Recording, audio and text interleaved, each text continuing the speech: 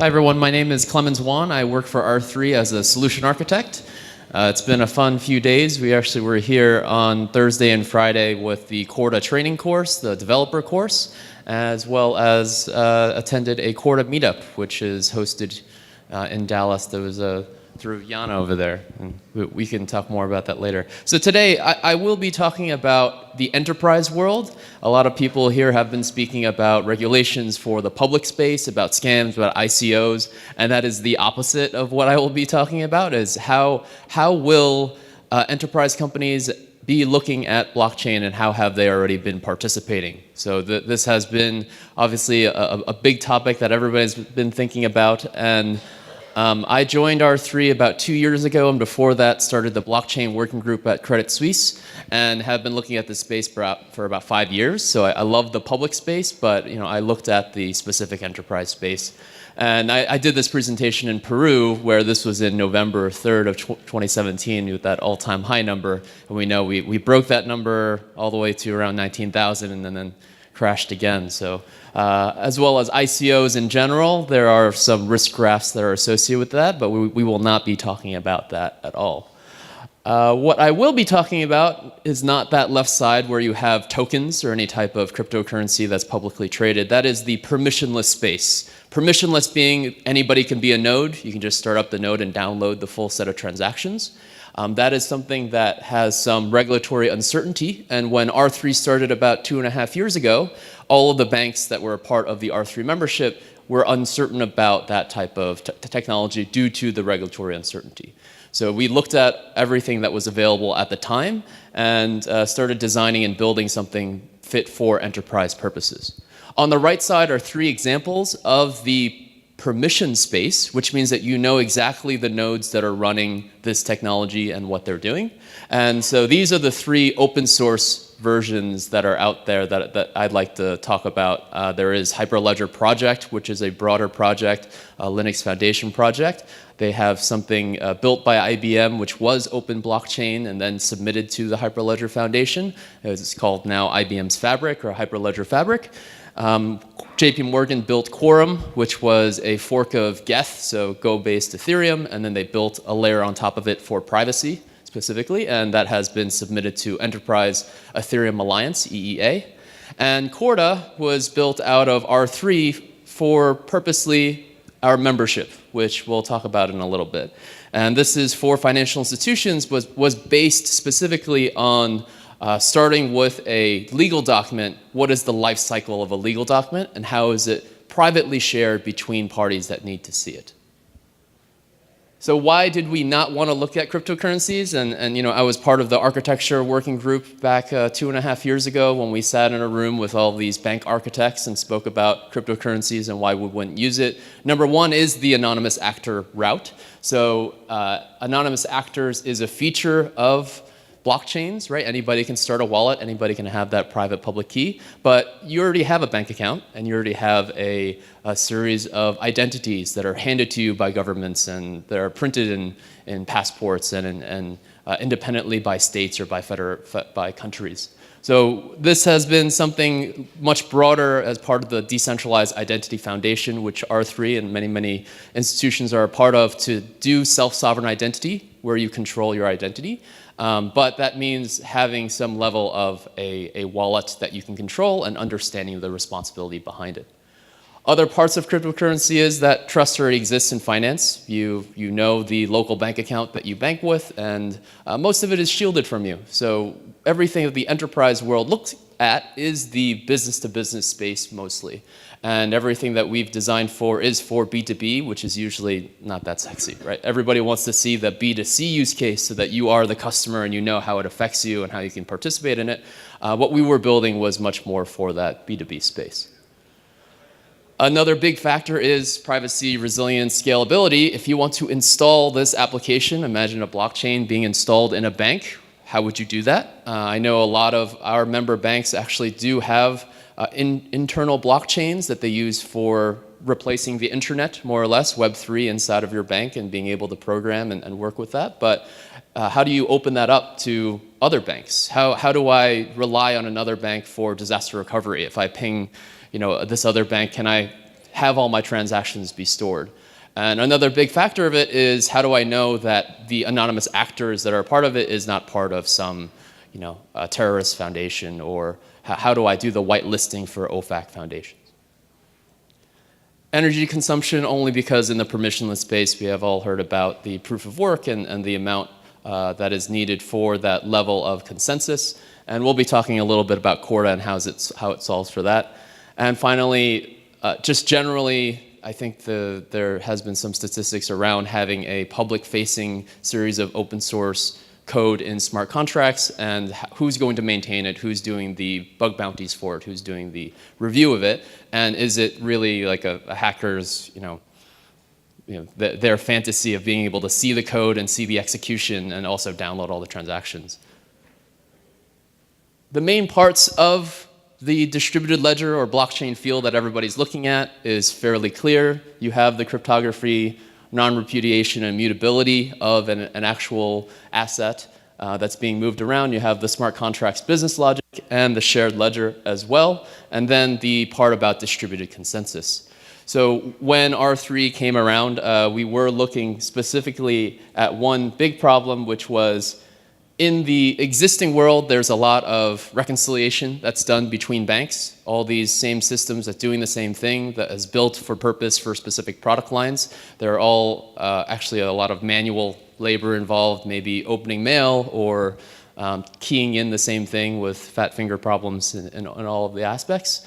The thing that we were solving for was a shared view. So the guarantee of what I see is what you see, and that what we've negotiated has been true across the layers. And so you have these silos of banks right now, and our specific problem was to solve for the negotiation and staying updated of those legal documents between banks. And so that is not just doing a series of your own steps, but sharing those steps together and deploying the steps together.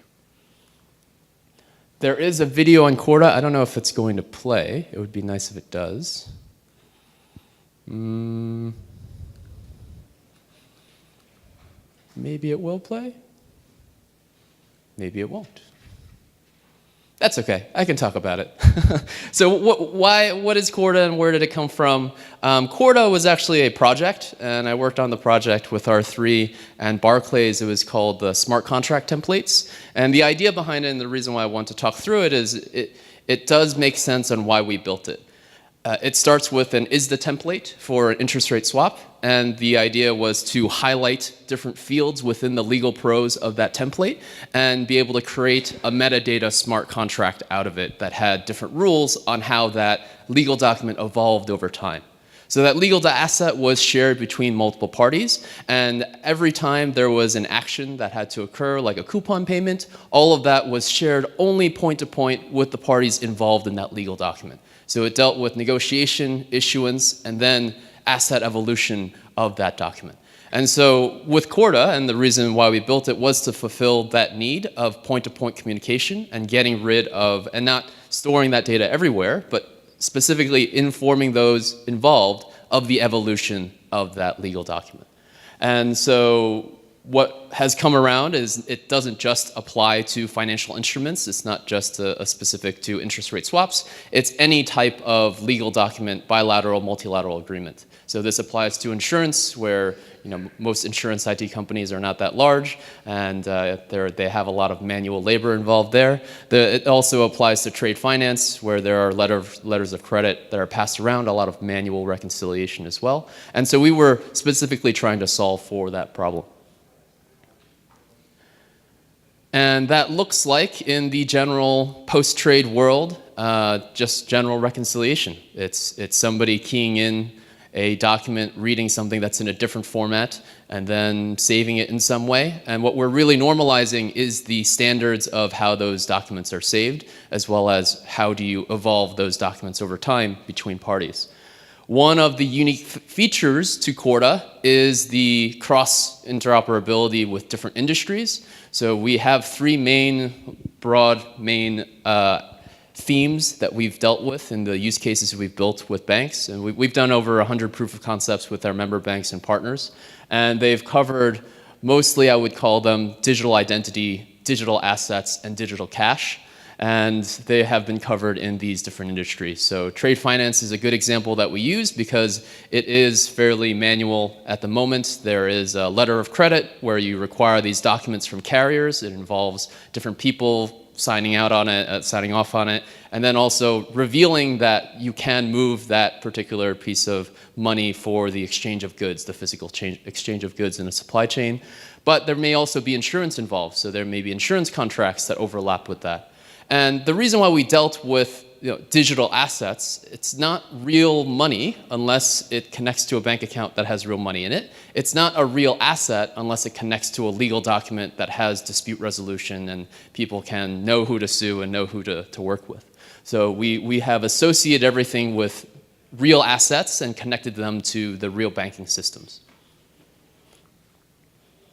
I like to give this analogy, and it's not just because Microsoft has been a longtime partner of R3, but this kind of goes with our strategy overall with the platform. So some of you are playing Xbox, and they have this console that you purchase, and you have that at home, and you're able to buy different games for that console. You're able to connect with other people to play the games with that console as well. And that's kind of what we're doing with Corda. So Corda is the open source protocol that it's been open source for about a year and a half. R3 Corda is our mission critical enterprise version that will be on premises installed at all of our member banks and all the different partners that are involved. So they will own a node themselves. Corda Connect is the network in which all of these R3 Corda nodes will interact with each other.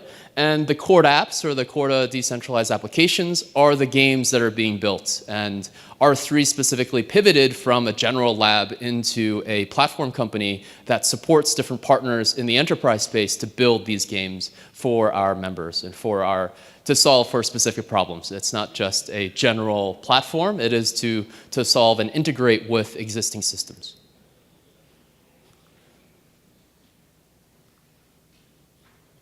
The main features that we did focus on, and a lot of people will go through these same talking points, so I won't belabor it, but it is around the same features that are in public blockchains. We just made it built for purpose and built for enterprise. And we're creating new work opportunities for developers. It's written in Java. It's written with Java components. It is actually, the back end is in Kotlin, which is a version of Java, but any of the smart contracts you write, as long as it compiles to the JVM, you can use it. It uses a relational database.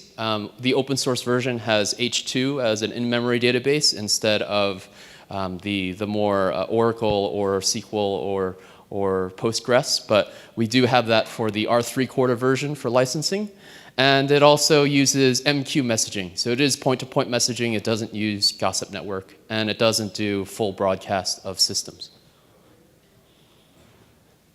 This is the year of production, and there are applications going to production very, very soon in the coming months. And I think this has been really the journey that I took is from actually 2014, creating my own coin and kind of looking through this. There was a big year of hype, a big year of the price fluctuations, but also enterprise has been looking at this for probably the past 3 or 4 years. Credit Suisse was looking at this back in 2013, and I think Bank of England was one of the first ones that spoke about, it's not about Bitcoin, it's about the underlying technology, and that's why we're all here. In 2016, we've done quite a bit of POCs. We were, as a membership, an open lab, so we did a lot of work on Ethereum, and we wanted to find the use cases that could actually go live, because going live is much better than just having a bunch of POCs, right? You want to actually see how it's governed. It's not just deploy it and then let's just see what happens to it. It's actually, how do I support it? Who are the people who will pay for it? Who are the people who do I call if I lose my keys or something of that sort? All of these support lines that come from banks and come from enterprise editions are really what you're looking for. The year of the pilot was last year, so we made a lot of connections with different partners that already have existing market infrastructure in these banks, and we gave them Corda to solve for a lot of their problems, to connect their software to each other. And 2018 is the year of production, so we will have applications going live, and I'll talk about a few of those now. In addition to that, the partner network is quite is quite extensive. So it's not just the member banks. We have over 100 different institutions in our network currently, and over 70 plus that are in our partner network. But the main ones here are the ones that are supporting the infrastructure side of things. So Microsoft has given us full Azure credits to support our Corda network. Intel has something called SGX, which is a secure enclave of the processor. And HPE has their own technologies that are already in all of the banks. So they have something called Nonstop, which does the disaster recovery to make sure that all these applications are supported properly. So what's going live? If you follow R3 or Corda, you'll see a lot of press releases every day, and we have a Twitter handle, and you can follow that, but I'll talk about the first 3 that I think will happen this year. One of them is Finastra. They've announced LenderCom. This has been done with major banks, and the idea behind this is really in the deployment.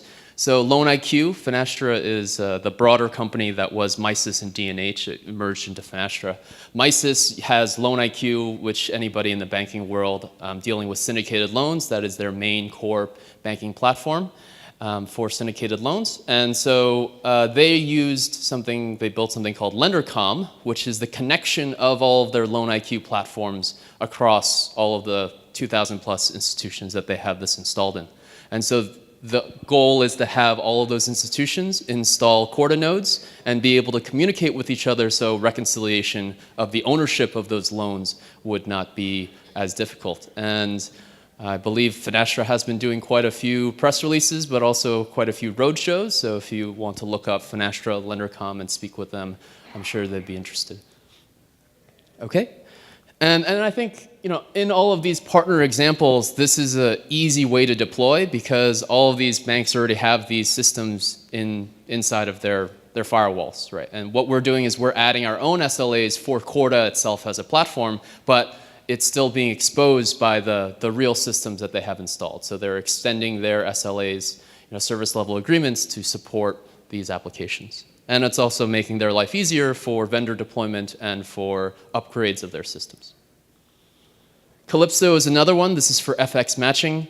The technology of Corda is the way that I see it, is a middleware. So it actually has these things we call states that evolve over time. So it's like a state machine. And if you look at states and how you can construct transactions, we do the same thing as many of these cryptocurrencies do. We focus on transactions, which are changes to these states.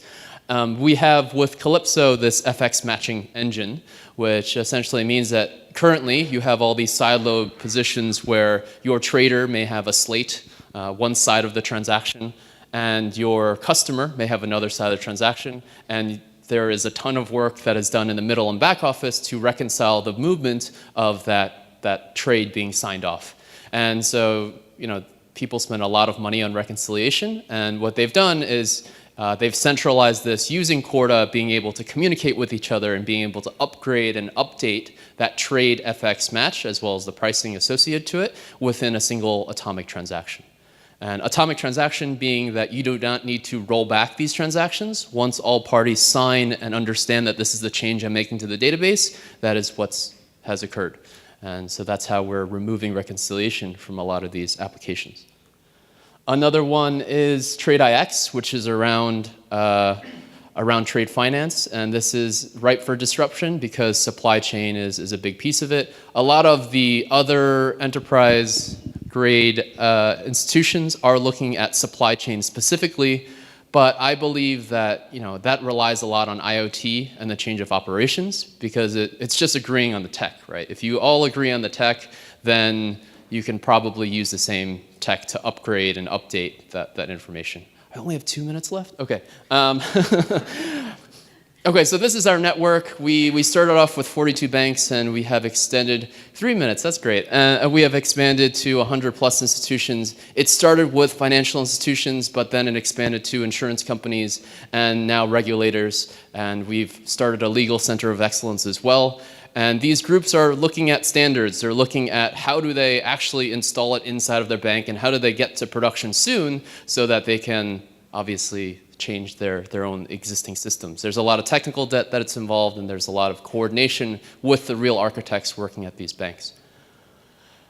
We did pivot from an open lab into a funded company. So I was employee 20, and now we're over 180 or so in the past 2 years. And we've raised a Series A of 107 million that was not from VC money, but from all of our member banks.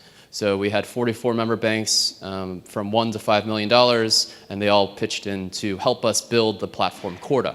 And that's because it was built for purpose and built to improve their applications.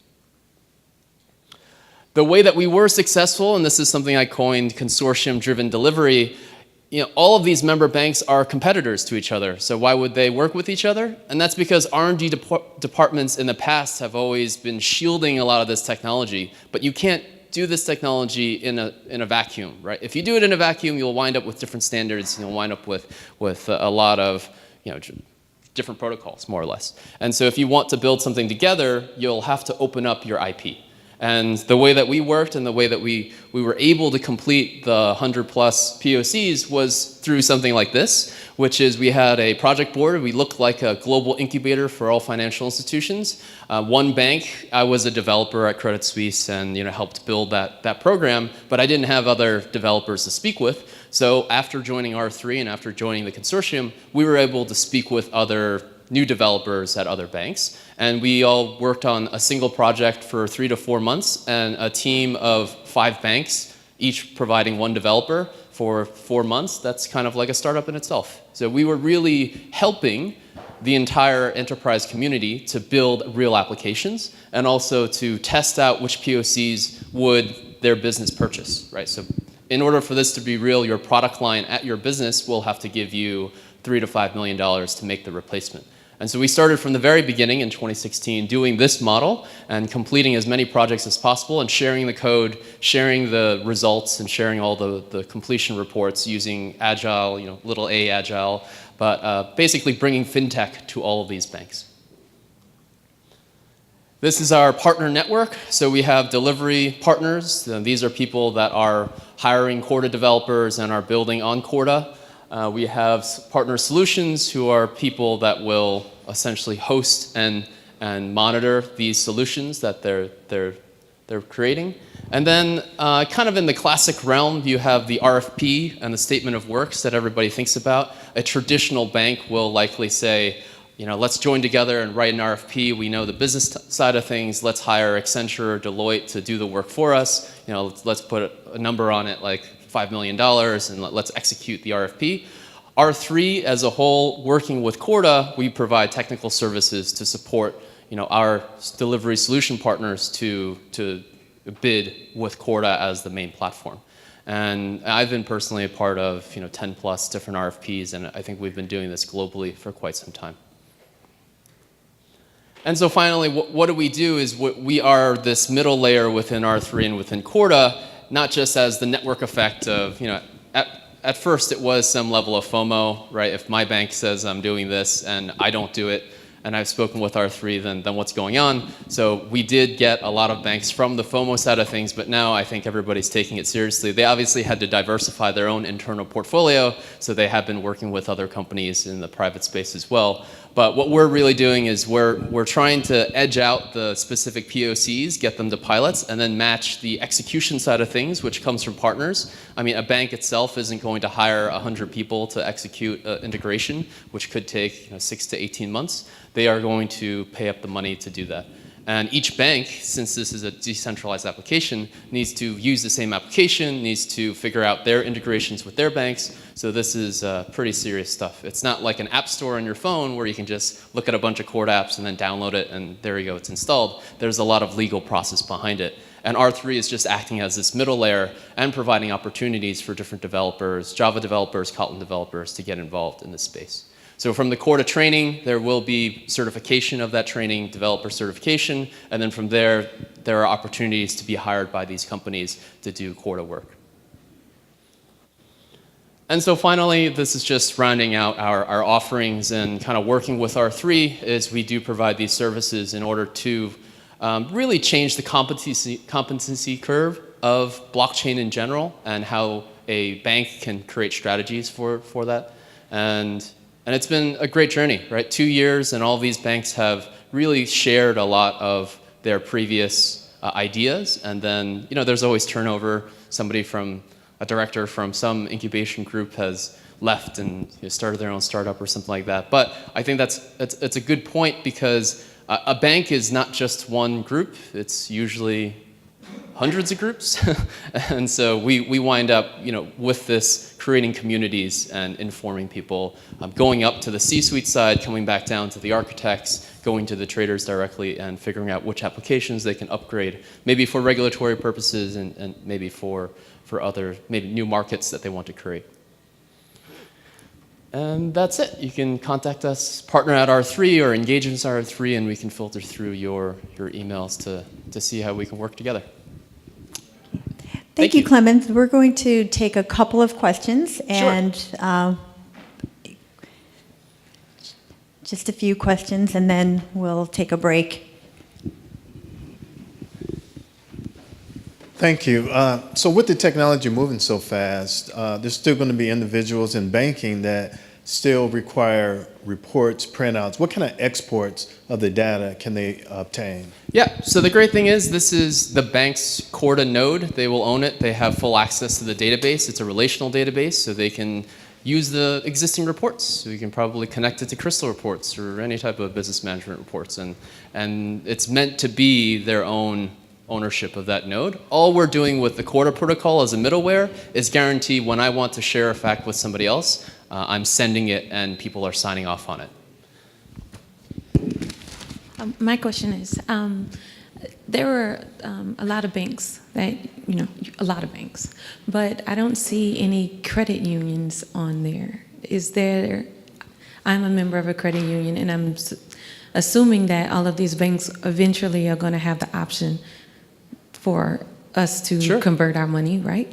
What's going on with credit unions, and if they are, is it a government type of thing with the credit unions that's not partnering? Yeah, no, and we've spoken with credit unions, we've spoken with a lot of groups, and what happens is people see R3 and they're like, oh, you are a bank of consortium, a consortium of banks specifically, and credit unions actually created their own consortium themselves and have their own committee to choose which technology to go with. And we're not forcing anybody to pick any technology. I think it makes sense to start with the core services of the big banks that want to move in a particular product line, and so it will. Yeah, please, follow-up question. No, and I'm saying the big guys are jumping onto it. So I'm assuming that credit unions eventually will get on it when they see it's not so volatile, I guess, right? I guess so.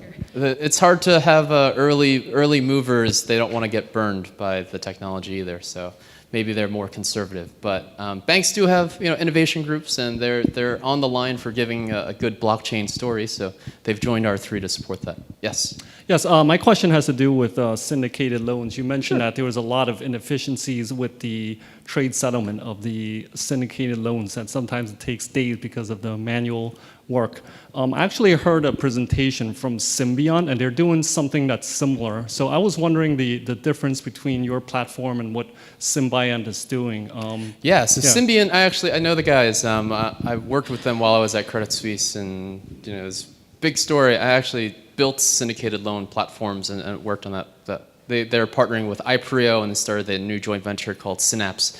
And what they're solving for is something very similar. They're using iPrio's platform, and their backend is a traditional Bitcoin blockchain with another layer of smart contracts on top of that. And actually, they hosted an R3 project that we had, and we were able to have some of our banks join that while we were in 2016, just an open lab for banks before Corda came around. So syndicated loans is actually not all about the settlement, and a lot of people, the 43 days or 20-something days, a lot of it has to do with manually printing something out, reading it. It's $100+ million is a big loan, and then sending that off to 100 people giving you $1 million means that all of those parties have to sign off. What we were trying to create was something called agent in a box, which means all the functions that an agent bank does could be automated and created with smart contracts. And I believe Symbiont and Synapse, they did the same thing as well. So you're kind of collaborating with them, or are you competitors? They are creating their own product that's specific to syndicated loans. And R3 and Corda is a platform that anybody can build on top of. So when we were a lab, we actually did work with them quite a bit. And it's exciting to see, this technology being adopted. It's all about standards and governance. So ultimately, that's what it comes down to. And who's going to host the nodes? What are the rules for being added to a permission network? It really doesn't have to do with the blockchain buzzword tech. And that's all the time we have today for questions. Oh, If feel you free have to contact any me. I'll be more- walking around, and so. Yes. So let's give a round of applause for Mr. Clemens Wan. We're going to take a